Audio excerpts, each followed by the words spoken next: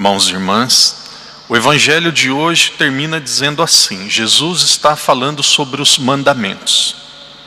Mas aquele que os praticar e ensinar será grande no reino dos céus.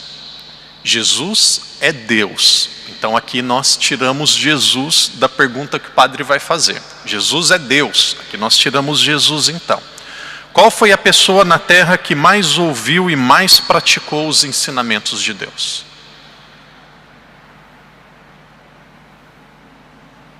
Maria. Sem dúvida nenhuma, Maria. No fim da homilia de hoje, se nós conseguimos olhar Nossa Senhora não apenas como alguém que nós admiramos, gostamos, mas se nós conseguimos olhar Nossa Senhora como alguém que nós queremos imitar, copiar, a homilia terá valido. Então, esse é o objetivo, esse é o ponto que nós queremos chegar. O padre vai fazer um percurso com vocês e nós vamos tentar chegar a este ponto. O ponto que nós vamos tentar chegar é: Nossa Senhora não é apenas para ser admirada. Nossa Senhora não é apenas para ser venerada. Nossa Senhora, claro, imitação perfeita é a imitação que nós devemos fazer a Deus. Nossa Senhora é para ser copiada. Aquilo que Nossa Senhora viveu, nós devemos viver também. Então, ali que nós queremos chegar. Quando nós olhamos para o começo da vida de Nossa Senhora relacionada a Jesus, Nossa Senhora tinha 13, 14 anos de idade. Deus apareceu uma criança e pediu algo sem precedentes. Por exemplo, quando eu recebi o chamado para ser padre, eu olhava para trás, olhei para trás, eu vi milhares de pessoas que eram padres e que receberam o chamado. Quando eu recebi o chamado para vir para Macau, para vir para a Ásia, para vir para a China, olhei para trás e vi inúmeros outros exemplos de pessoas que receberam esse chamado. Quando vocês receberam o chamado de serem pais, a mulher aí com a barriga grande, o pai de repente assustado, e agora eu vou ser pai, vocês olharam para o lado e viram milhares de exemplos, mas nunca ninguém tinha ficado grávida na história sem a participação de um homem. Nunca ninguém na história tinha ouvido que ia ficar grávida do próprio Deus. Aquilo que Deus pediu de Nossa Senhora foi algo sem precedentes. Ela não podia olhar para ninguém para copiar. Ela não podia olhar para ninguém para dizer: se eu for por esse caminho que alguém já foi, dá certo. Aquilo que Deus pediu para Nossa Senhora, Ele nunca tinha pedido para ninguém. Ninguém iria acreditar em uma jovem grávida que falasse: fiquei grávida do Espírito Santo. Aqui temos alguns homens na igreja. Quem que acreditaria na sua namorada? De repente vocês vivem a castidade e de repente a sua namorada aparece grávida e você, o que está acontecendo? Grávida? Nunca tivemos intimidade. Ah não, é do Espírito Santo. Claro que José duvidou. E aí depois recebeu uma revelação do anjo. E aqui nós estamos falando de algo muito concreto da nossa fé. Isso daqui é fato histórico. O que Deus pediu para Nossa Senhora, o que Ele pediu para Nossa Senhora, o que Ele pediu para Maria Santíssima, Ele não tinha pedido para ninguém. Nossa Senhora foi uma mulher grandiosa, uma mulher de verdade. Ela enfrentou aquilo que ninguém nunca tinha passado. E aí depois de 30 anos, São José tinha falecido. Nossa Senhora não tinha outros filhos. Quando foi começar a vida pública de Jesus, depois do batismo, em Bodas de Caná, quando aconteceu o primeiro milagre, de repente acabou o vinho, e as pessoas estavam desesperadas sem vinho. Nossa Senhora viu aquilo, e ela disse: façam tudo o que Ele vos disser, faça tudo aquilo que Jesus disser. Quando acaba um vinho, deve ser a maior vergonha, que muitos já organizaram festa, muitos já organizaram casamento. Quando acaba um vinho é uma vergonha, as pessoas querem esconder dos outros. Por que que Nossa Senhora ficou sabendo que tinha acabado o vinho? Porque ela estava servindo, porque ela estava trabalhando. Só tem dois tipos de pessoas que sabem que acabou o vinho. Ou quem é espião e fofoqueiro, fica de olho nas coisas dos outros, ou quem está trabalhando. Quem está trabalhando, de repente vai buscar, não encontra mais, viu que acabou. Nossa Senhora estava trabalhando, ela estava com o avental do serviço. Nossa Senhora era uma mulher que tinha calo nas mãos. Uma mulher que recebeu um pedido de Deus, mas uma mulher que trabalhava. Imagina, perdão da palavra, eu não sei se vocês vão entender o que o padre vai dizer, é uma expressão brasileira. Eu não gosto de gente mole. O que significa gente mole? Gente que fica encostado num canto, não põe a mão na massa, não trabalha. A única coisa que cai do céu é chuva. Quem não corre atrás não vai conseguir nada. Nossa Senhora não era uma menina mimada. Pais, avós, ensinem os seus filhos a trabalhar. Não dê tudo de mão beijada. Ensina a acordar cedo, a trabalhar, a ganhar dinheiro.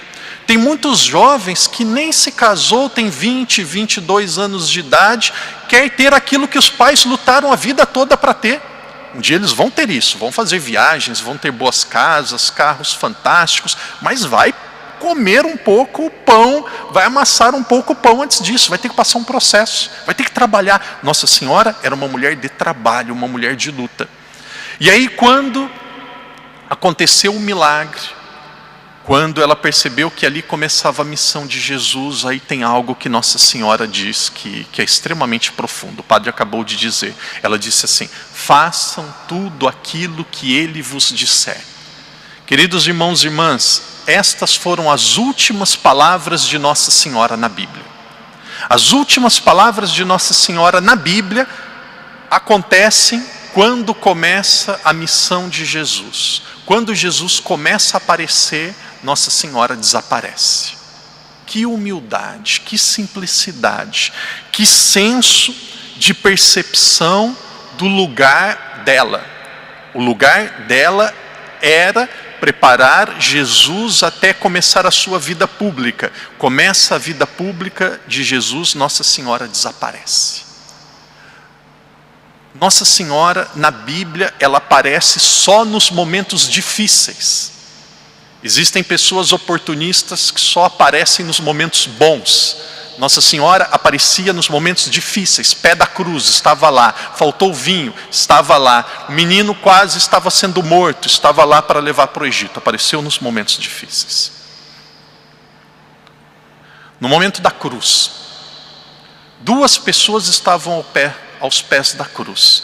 Naquela época não era permitido que alguém acompanhasse, estivesse aos pés da cruz ou próximo da cruz de uma pessoa que seria morta. Maria Madalena, Maria de Cleofas, que eram duas mulheres que acompanhavam Jesus, elas acompanhavam, diz o Evangelho, elas acompanhavam à distância. Havia como se fosse um círculo, um cordão humano de soldados que ninguém podia chegar perto. Eles abriram uma exceção, a exceção foi a mãe. E por que João foi junto também? Porque João era aquele que ia cuidar da mãe.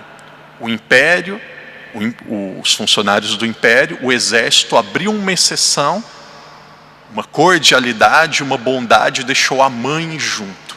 Agora imagine uma mulher olhando e vendo o filho sendo transpassado, sendo morto e estando sangrando. E o texto diz que Nossa Senhora estava de pé. Depois de tudo isso, os discípulos, os apóstolos começaram a se espalhar. Cada um começou a ir por um lugar diferente, abandonaram. No momento da morte já tinha todo mundo abandonado. Quantos que ficaram? Só ficou João, todo mundo abandonou. A mãe estava lá. A mãe estava lá. Depois da ressurreição, Tomé não tinha visto e cada um começou a ir para o seu canto. Como que aqueles apóstolos estavam unidos e permaneceram unidos para receber o Espírito Santo? Quem que era aquele ou aquela que mantinha aquelas pessoas unidas e eles não se dispersaram? Quem que era a cabeça? A cabeça foi Nossa Senhora. Não tenho dúvida nenhuma, era Nossa Senhora que manteve aqueles apóstolos unidos para esperar o Espírito Santo. O padre disse no começo da homilia, aqui nós chegamos no ponto onde o padre termina a homilia. O padre dizia: nós queremos chegar hoje no fim da homilia nesse ponto. que Nossa Senhora não seja apenas admirada, não seja apenas venerada. Claro, imitação deve ser em relação a Deus. Estamos falando de uma imitação humana, mas Nossa Senhora ela deve ser imitada. Olhemos para Nossa Senhora e aprendamos com ela. Uma menina, de repente teve, essa não é uma expressão boa, mas de repente tem uma bomba na mão. Ah, Jesus é bomba? Não é uma bomba, mas tinha um problema, uma situação que ninguém nunca tinha vivido. Estava lá. De repente faltou o vinho, ela estava lá. De repente o filho começou a aparecer, ela se escondeu. Estava lá aos pés da cruz, não ficou em casa chorando. Ela colocou a cabeça e olhou olhos nos olhos e estava lá segurando a mão do filho. Abraão levou Isaac para o monte para ser sacrificado. Desceu com Isaac, conversando e um segurando na mão do outro. Nossa Senhora também desceu com Jesus, mas desceu com Jesus no colo e Jesus morto. Irmãos e irmãs, esse é o exemplo de Nossa Senhora. Jesus não promete um céu na terra para cada um de nós, mas Jesus promete para aqueles que perseverarem, lutarem, aqueles que até o fim forem fiéis, nós vamos ter a vida eterna. Novamente, em outras palavras, Jesus não prometeu vida fácil para ninguém, mas Ele prometeu que Ele vai nos acompanhar e que nós teremos a vida eterna. 3 promessas de Jesus na Bíblia, e aqui o padre encerra. 3 promessas. Primeira promessa, nós vamos ter cruzes. Quem quiser me seguir, tome a sua cruz e me siga. Promessa. Ele prometeu. Ah, por que eu tenho cruz? É só ler a Bíblia. Porque Jesus prometeu. Prometeu. Promessa de Deus. Você, eu também, nós vamos ter cruzes. Promessa de Deus. Nós vamos ter cruzes. Essa é a primeira. A segunda, eu não vou lhe abandonar. A segunda, você vai ter a vida eterna. Quantas promessas de Jesus na Bíblia?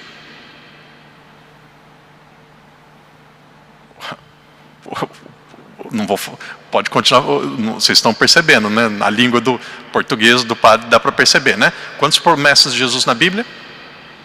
Vai ter cruz, Ele não vai nos abandonar e a vida eterna. É isso. Nossa Senhora, fiel e firme nas 3. Peçamos que Deus nos ajude, que nos fortaleça, que essas palavras caiam no nosso coração e produzam frutos na nossa vida, no nosso cotidiano. Que aquilo que ouvimos gere frutos na nossa vida.